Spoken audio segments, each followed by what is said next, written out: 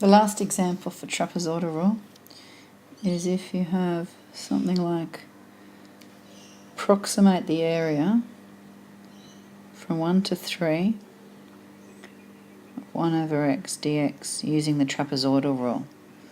So we do know what the curve 1 over x looks like. It's an hyperbola, and it's this section here from 1 to 3.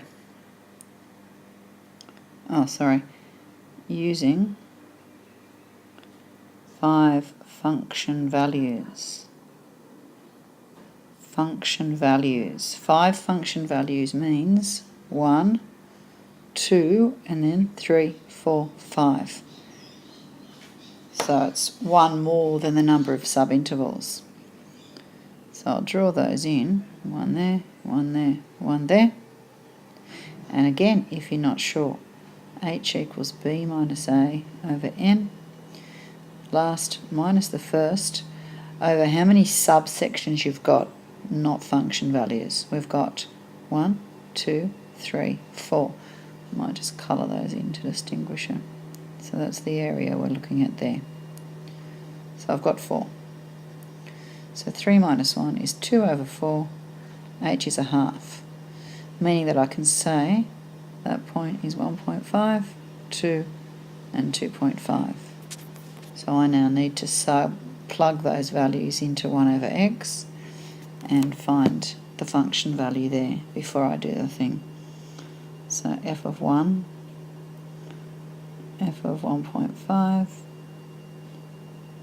2, 2.5, and 3.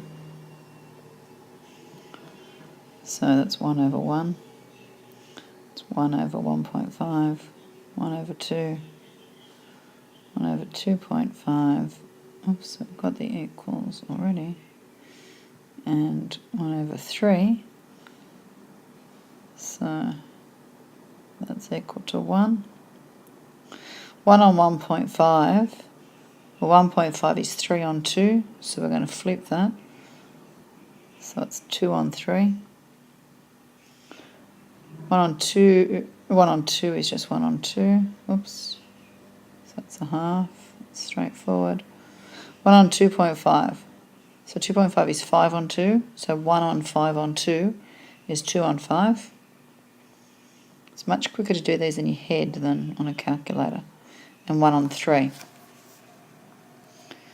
So if we do it down here, area equals h, which is a half on 2, into. Now I'm just going to label these. That's the first, and that's the last, and that is 1, 2, and 3. So the first plus the last is 1 plus a third, plus 2 of the rest. 2/3, a half, and 2/5. Okay, so that's a quarter outside of, and just try and do it as quickly as you can in your head. First bracket is 1 1/3, so as an improper fraction, that's 4 on 3, plus 2 lots of, I'm going to take a common denominator here, of 30. So that's 10, so that's 20, 15, and 12. So that's a quarter into 4/3 plus 2 into that goes 15. So on the top I've got 35, 47 on 15, which comes to a grand total of 67 on 60 units squared. So that's just the difference with the function values. There's always going to be one more function value than there is subintervals, because you've got one on either end.